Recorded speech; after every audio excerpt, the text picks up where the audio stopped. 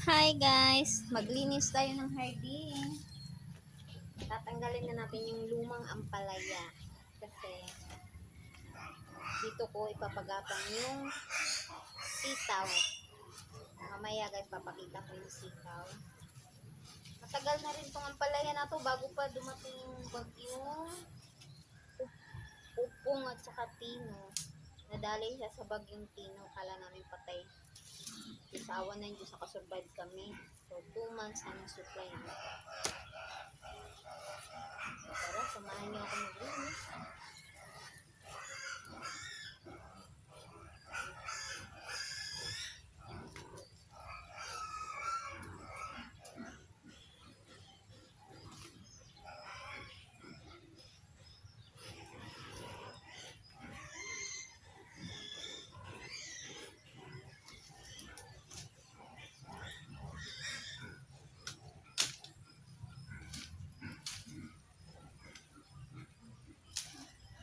Umabot din siya ng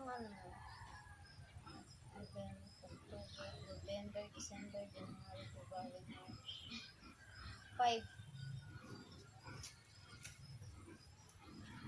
months din yung tinanggal ng ampalaya.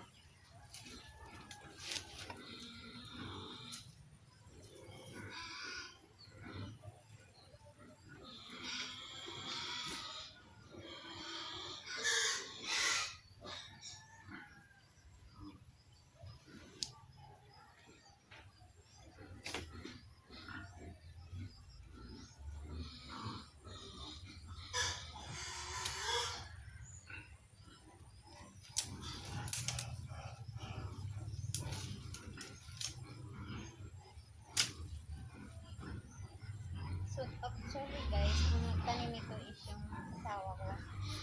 So, kasi may hindi nagtanim. Tapos ako, alalay lang ako.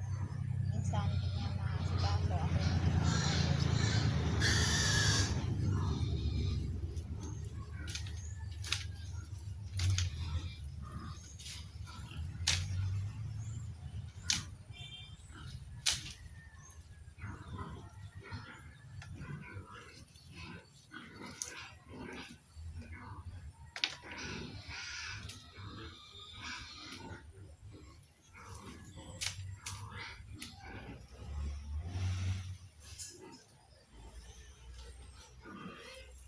wala yung partner ko ngayon. Nasa bukid sila. Nag-extra siya doon.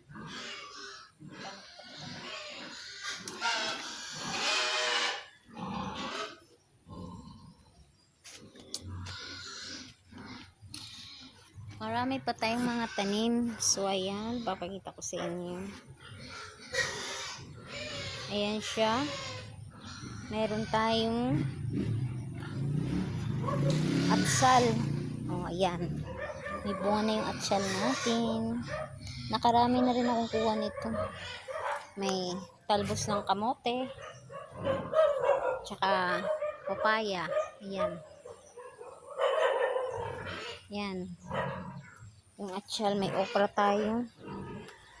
Pinutol ko siya kasi para mamunga siya uli. Ito. May atsal tayo dito. Ito, may okra. May okra tayo. Yan. Talbos ng kamote. May luya. Ayan, luya.